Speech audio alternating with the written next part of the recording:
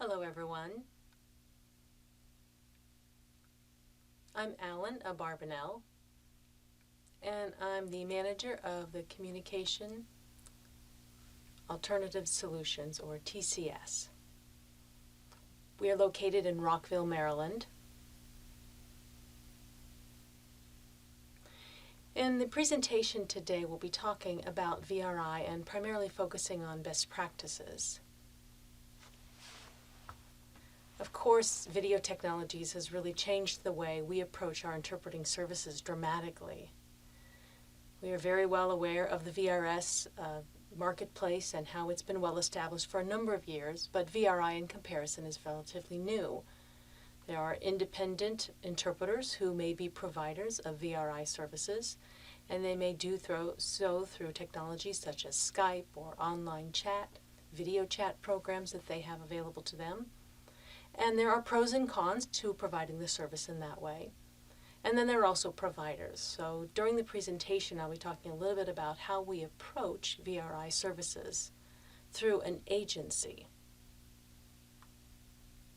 Because through an agency, we are able to really establish best practices in the industry and determine the best way that we can provide our service.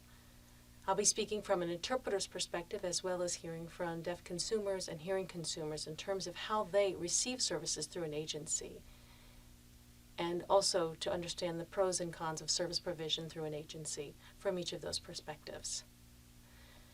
In order to establish VRI services, it's important to have a video queue.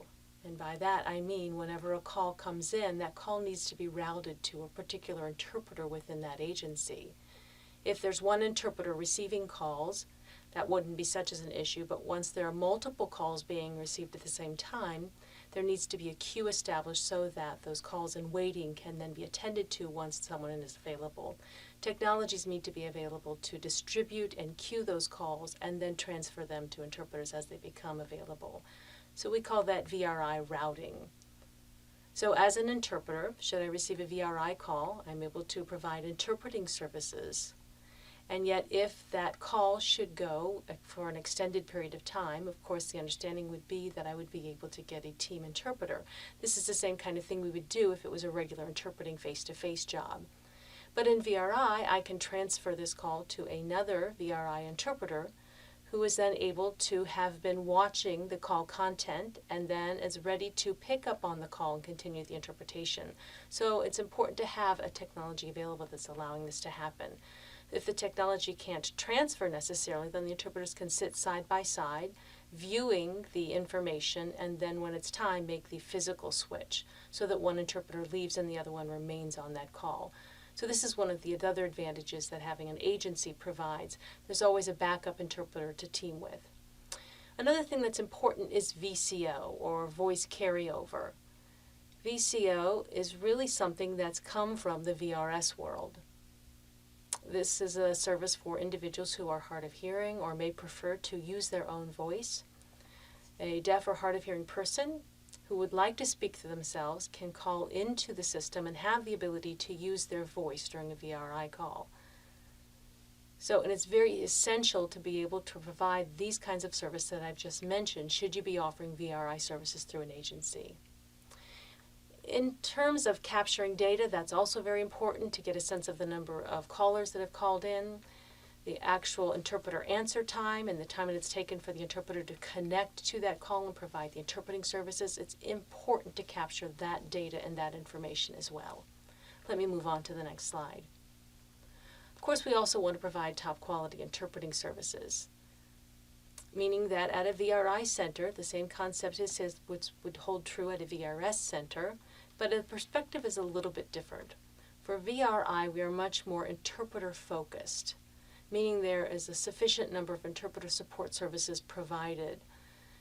You're not in the VRS world where minutes count, but more importantly in the VRI world is the importance of high quality.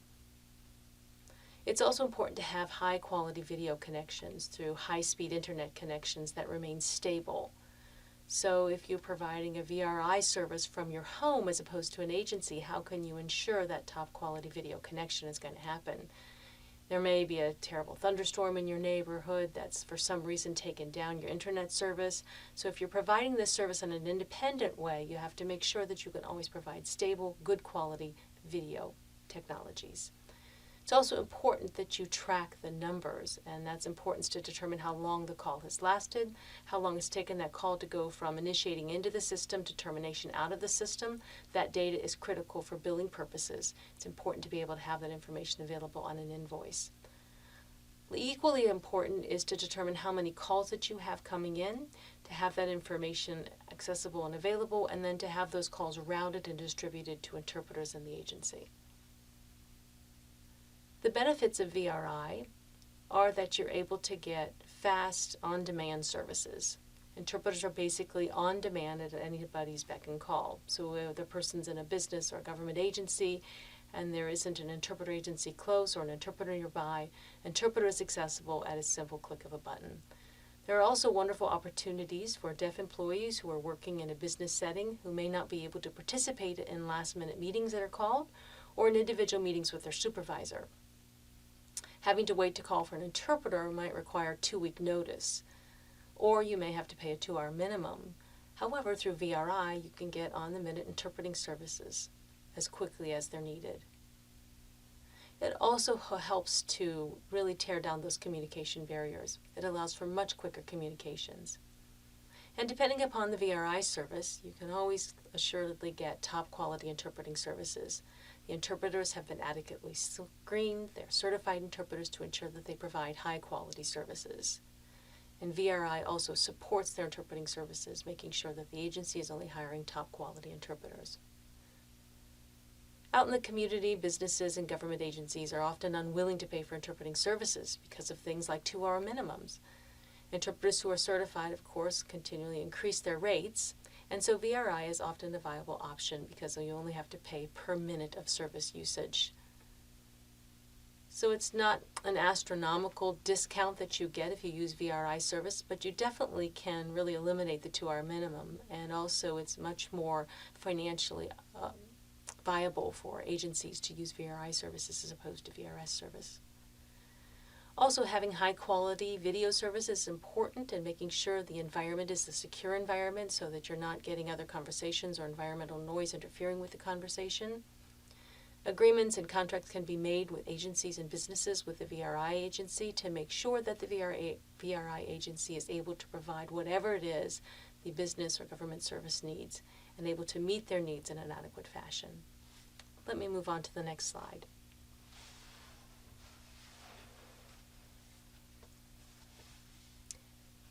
Hello, my name is Phil Aiello. I'm the Chief Technology Officer for TCS. And I'd like to talk about the equipment needs. Clients can use PCs, laptops, tablets, or any equipment with high HD video capabilities, as well as the ability to download our software. You need to have 4G high-speed internet and a private line. And you can use Wi-Fi as long as it's not interfered with by any other pieces of equipment. The camera and video technology need to be very clear, and you have to have a minimum of 4G. And the way that it works is that the client connects from whichever technology equipment they're using, their video phone or their laptop or their tablet, and they dial a number via their equipment, and they dial into a secure port, which is and the call is then routed to a server, and then the server connects the call to the VRI call center, to all available interpreters, and there then begins a queue. If there are times when the interpreter is not qualified for any specific assignment, there is the opportunity to actually switch interpreters. So Phil is my supervisor. I should check in with him to make sure I'm doing well. I'm getting the okay that I am, and he's doing a great job as well. So if you can kind of work through the idea that maybe you get the VRI service or you're a VRI provider, the most important thing is that individual interpreters will often tell you that they provide video interpreting services through video technology, but agencies also provide VRI services. So if you're the one consuming these services, you probably want to make the distinction as to which is best suited for you, the individual providing VRI or the agency providing VRI. And I'll talk about some of the pros and cons of each. One thing about an agency is they have sufficient resources in terms of staff, and they can provide through that high-quality services.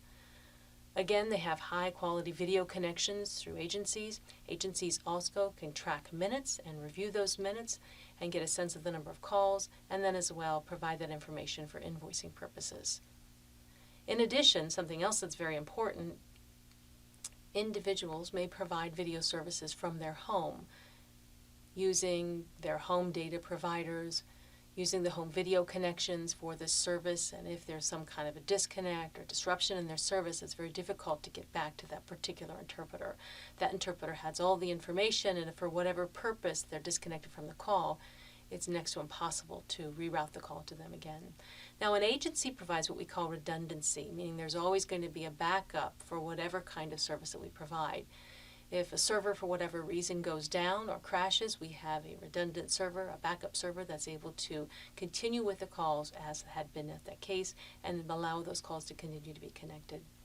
At the VRI center, if for whatever reason one center completely crashes, the calls can be routed to a second VRI center. So there are collaborative agreements through one agency to provide these services. It's also important to have a secure environment.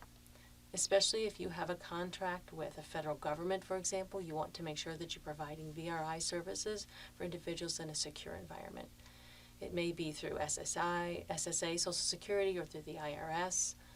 If you're interpreting a phone conversation or a conversation between two individuals in this area, it's important that we are able to maintain PII, personal information identity. Again, we want to protect the information of the call content, and it's also important that we protect this information for the employers.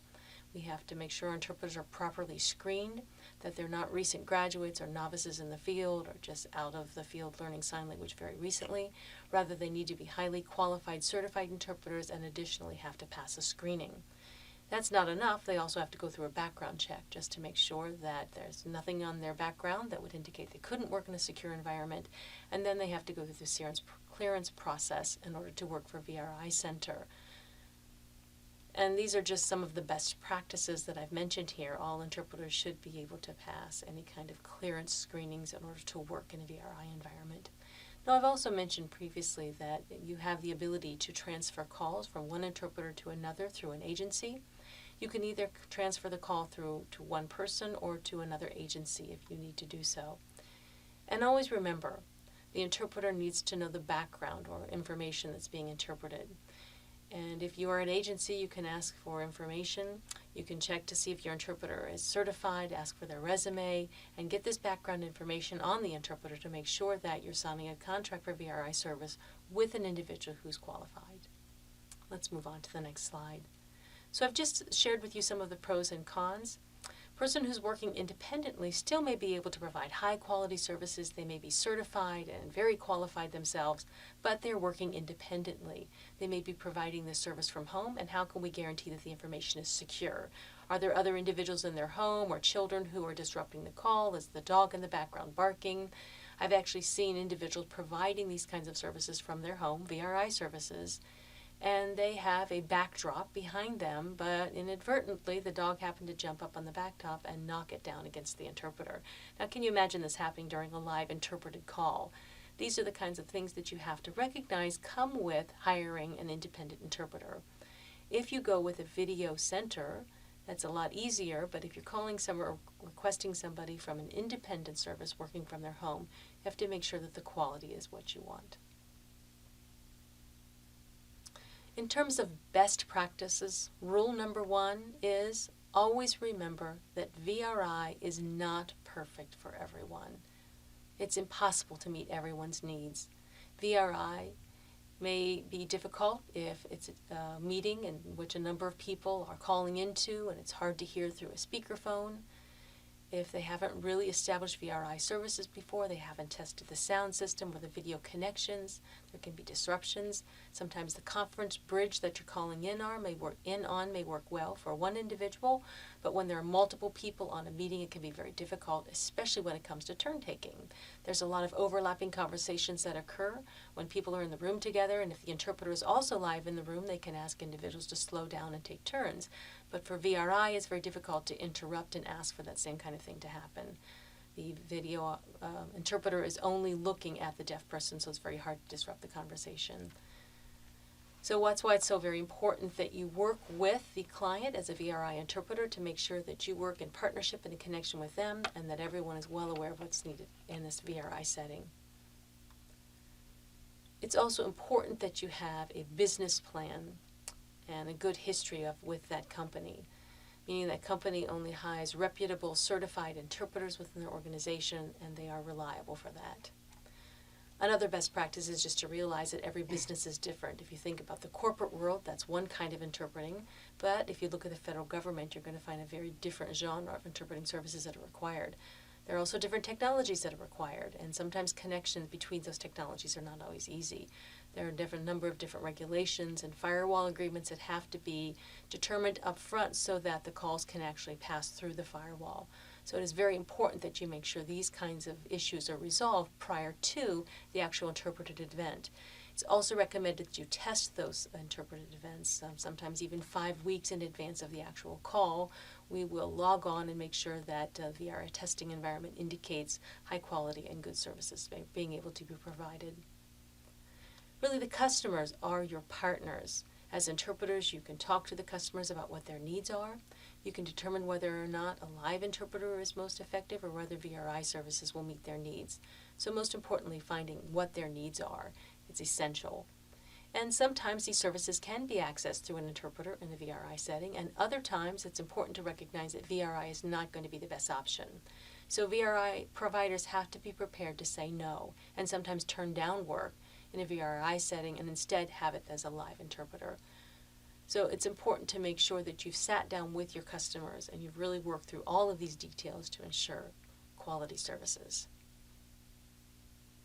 As we know now, different states have licensure requirements for interpreters. So if I happen to be working in the Chicago area and I'm providing VRI services to a client in Washington, D.C., I may have to determine whether or not my license needs to be provided to me through Illinois or from Washington, D.C. So this is something that interpreters have to research, making sure that they're adequately licensed in the state where they live as well as the state where they provide services. It may not be necessary, but nonetheless, it's just important that you do due diligence, making sure that you determine whether or not licensure requirements are necessary, and if so, following the necessary procedures. We'll move on now to the next slide. In terms of the actual VRI booth or VRI center, it's the same kind of setup that you'd want to have in a TV studio where you've got adequate lighting, a nice backdrop, you've got good quality video, no shadows that allow for video transmission quality. VRI centers also have to be set up in the same way, and very important to consider each of these things prior to setting up a center. You need to make sure that you have the technology available and also someone who is live available on site to monitor the quality, and that they're able to make the switch between one interpreter and another interpreter in a very smooth fashion so that the call content can continue to be transmitted without any disruption. And also, it's important to get feedback. Feedback from the customers is critical. It's important to hear what their experience is, both the good things and the bad things, and to negotiate better ways to come about the service to create solutions that will be positive for the future. Interpreters are the ones who are working on the front line. They're involved in the interpreted event, and they're also able to really be able to respond to ways that they can improve the way services are being provided.